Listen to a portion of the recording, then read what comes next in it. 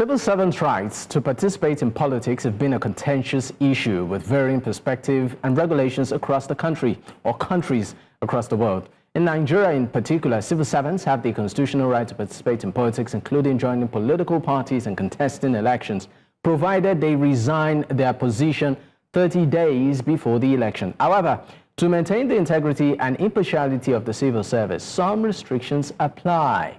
For instance, civil servants are often prohibited from engaging in partisan politics, holding office in political organizations, or canvassing support for political candidates while in service.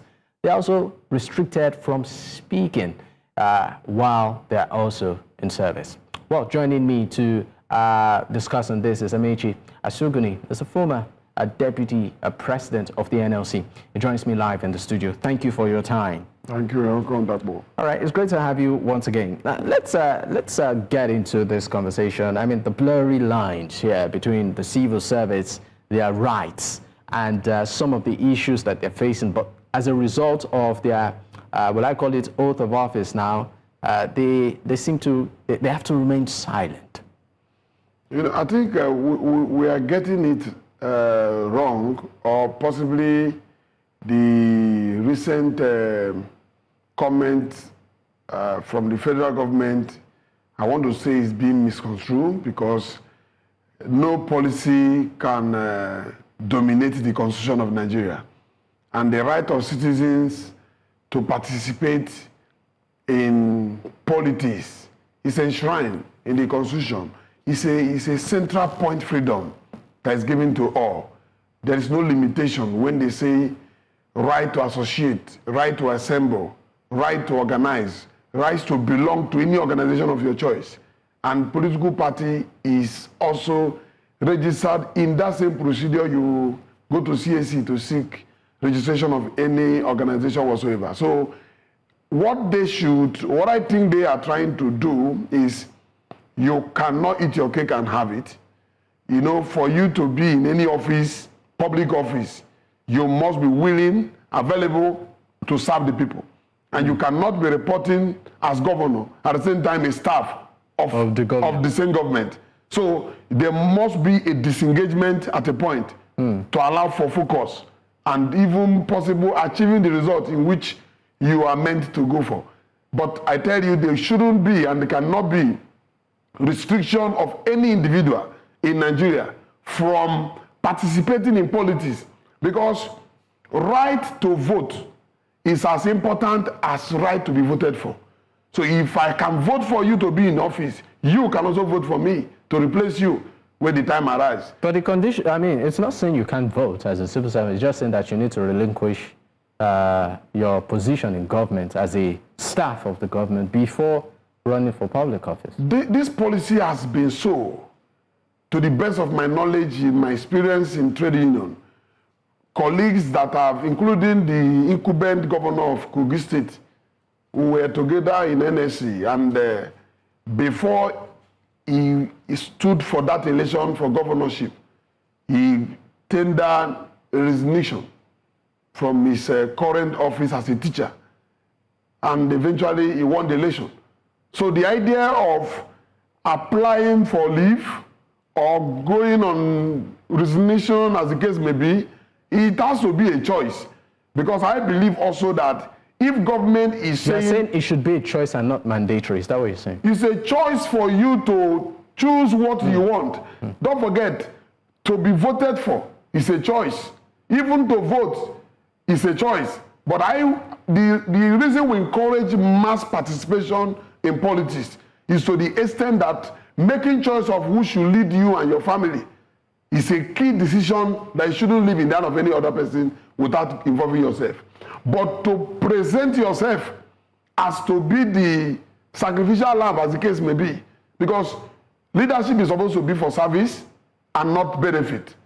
It's only unfortunate that corruption has made leadership to be seen from the point of what I get, not what I offer. Normally, leadership is supposed to strain you. Leadership is supposed to consume your strength in terms of capacity. You don't sleep when other people are sleeping. You give out all you have in trying to promote what you believe. But in the case where we are now, what government is trying to do is to threaten, put fears in the mind of workers to be seen as we cannot be who you are. So it's like somebody saying, remain as a servant and not a master. But there are workers also with qualities that could do better than their masters, who should be given room to occupy those offices when the time comes. And you know, we are all advocating that we should make governance very cheap, very moderate, that the average civil servant can contest, starting from the councillorship. So people are supposed to be encouraged. We're supposed to be encouraging participation of workers. Because let me also give you an example. Is it while in service? How do you differentiate civil servant participating in politics and civil servant participating in governance in trade union? What is the difference? We're referring to public money, and the same members of your organization contribute their money as dues, giving room for members of the same union to be elected as president. So if you can be elected, I was the national president of Construction Workers Union. So you lead your workers for the number of years enshrined in the Constitution, which eventually more or less a replication of 4 years that we have in our Constitution. These people have already tested governance.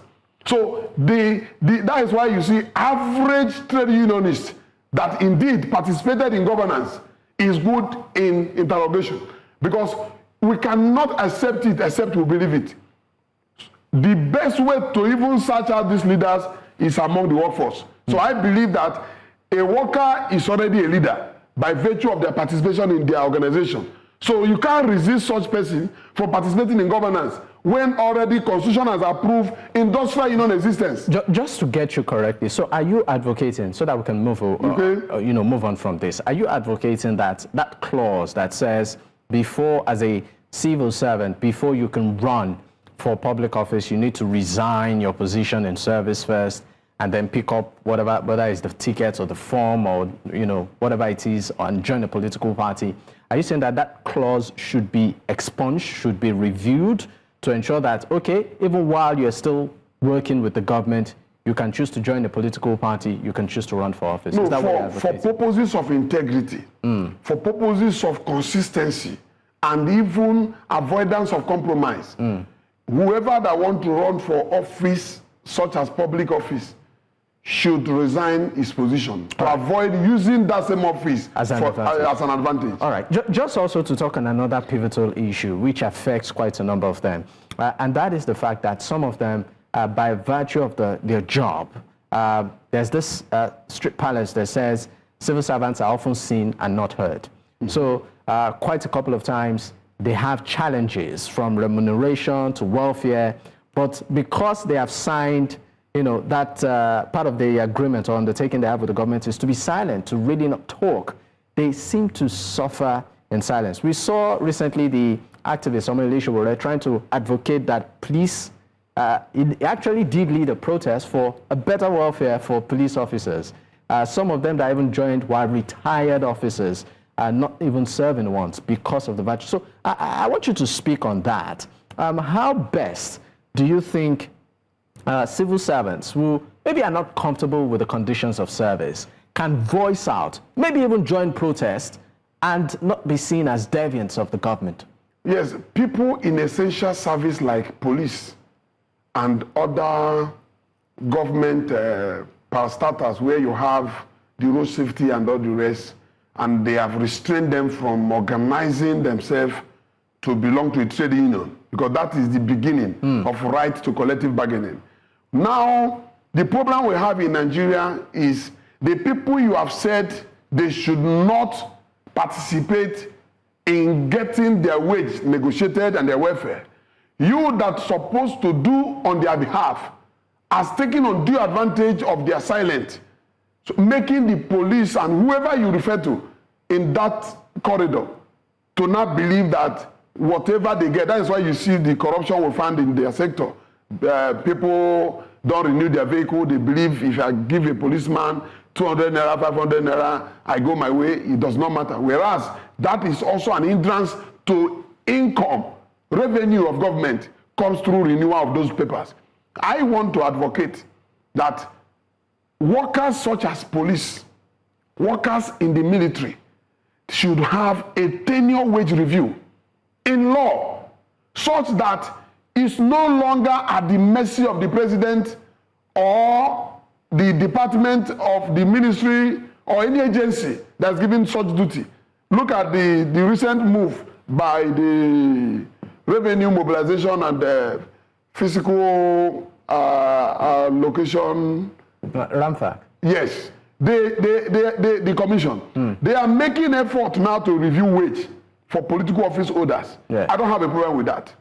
But if you can remember that the president is earning 1.5 million, which is poor to me, because the corruption we should be fighting is not in the wage. It's in the system where occupants of those offices take advantage of their office to allow for excessive charges in order to get return. It happens in contract, but let me not digress because that is a subject on its own. If we can remember Mr. President's wage has been undermined, such we can do for the police. I am available to lead a protest on behalf of the police in this country. You're available? Very, very. As a matter of fact, it should not even waste time. These people have been undermined, and that is why you see, each time... In spite, I'm sorry, you said you're available to lead a protest. Of course, in favor of wage review for security agencies. For security agents, particularly the police. The police and the military. How about the notion that many of them, in terms of their civil interaction with civilians, a couple of them will say, you know what, maybe they deserve what they're getting, given what they've seen and their experiences in the past. No, when people don't have hope of getting things improved in their favor, they start working on modality to be used to what is unusual. And that is the condition of the police. So the availability of their condition is the only thing they hope for.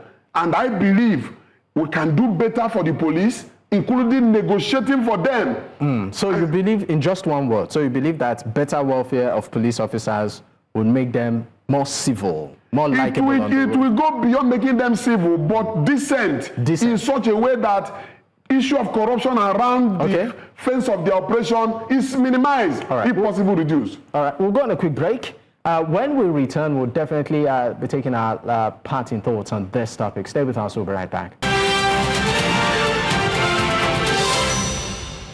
Many thanks for staying with us. It's still Politics HQ on News Central Television. I have Amechi Asugwuni is the former Deputy President of the NLC. He joins me live in the studio. Thank you for staying with me, sir. Before we, of course, wrap up, you, of course, made reference to what I call it a developing story where RAMFAC is pushing that public office holders earn better, streamlining it to the president, governors, I think members of the House, that they get paid. There has not been a major review in their salaries since 2008. And that it's pretty much, abysmally poor for people of that category, of that caliber, to earn below ₦1 million. Well, this, of course, has been put to the table. Some Nigerians are also saying, look, the minimum wage is 70,000, some 7,000. Some states have not even started paying it. Looking at that, shouldn't that be the focus too? Shouldn't these public office holders to start maybe at a minimum wage level so that they feel the pinch of the average Nigerians? What's your take? No, we should not lose our sense of objectivism in being selfish. Selfish? The president of this country is like the managing director of Nigeria. And therefore, ask yourself, in the average private organization, what managers earn. In oil companies, for example, at least I have friends whose salary is above 10 million in a month. And we're talking about a president. The problem Nigerians have, and the reason you see Nigerians react vehemently against wage increment for public office holders, is because of the corruption around their offices, which they make millions and billions of naira outside the wage reference. But these same public office holders, aside their salaries, they enjoy allowances, bogus allowances. The problem is wage increment is not meant for only the junior cadre of a any establishment. Wage increment is also made to happen to Mr. President, Governor, and all office holders, as the case may be. The difference between their wage increment is the allowances and other opportunities they are exposed to. So when you say you are increasing wage and you are bringing the lower part to the attention of Nigeria, they frown. Because you have just made people to think that Mr. President earned 1.5 million in a month. That is not true. Mr. President's office is exposed to a lot of benefit.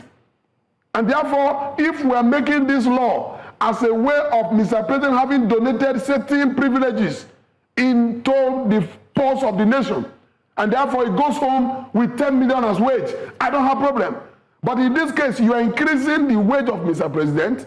At the same time, other opportunities around the same office. Mr. President has nothing to do with 1.5 million. Not even a local government chairman is going home with 1.5 million. So they shouldn't build energy around wage review of Mr. President or any other political office holder as though it's the only thing they're going home with. But that is why you see Nigeria reacting. If not, nobody will support Mr. President any 1.5 million as wage. But let's look at this, because we need to go in not tandem, even opposition. In tandem with the minimum wage. I mean, they're pushing for at least maybe, let's say, above $1 million, depending on the office. And then the minimum wage of the average Nigerian who works hard, the civil servants out there, is 77,000 naira. And they are talking about the reality of the economy. Even 77,000, I don't think you can buy you a bag of rice. Yes. Right? So how is this fair? In 30 seconds. No. So what I'm saying now is, in considering, because of the timing, in considering wage increment for public office holders, government, as a matter of urgency, will consider wage award for the ordinary Nigerian workers, whose 70,000 has long been eroded by inflation. Therefore, wage award will be a permissive approach in getting their review. Because anything you do to put more hand in the hand of the rich will suffocate the poor. And that will be a disadvantage to the general workers. And I believe the 70,000 is no more a theory. It's practical that we must increase the salary of our workers in such a way that wage award should even repeat that 70,000, if possible, double of it, in order to guarantee safety of their standard of living. All right, thank you so much for your time. Amechi Asugwuni is the former deputy president of the NLC. Once again, it's a pleasure. It's a pleasure having you on the program.